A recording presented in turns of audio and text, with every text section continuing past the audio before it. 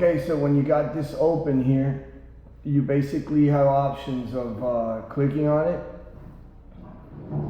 And then you could, if you have the contextual toolbar open right here, which is window, contextual toolbar, if you don't see it, you can simply remove a background. You could remove a background of something that has like a clear removable background. Press that, boom, there's your thing. Basically it does a clipping mask there. You see that clipping mask, which is this button right here, clipping mask, layer mask.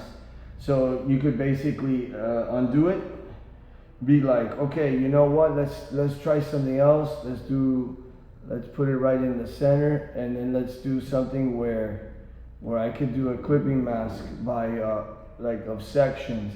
So let's say I do my lasso tool, and I'm like, just do like a quick little selection of this area right here.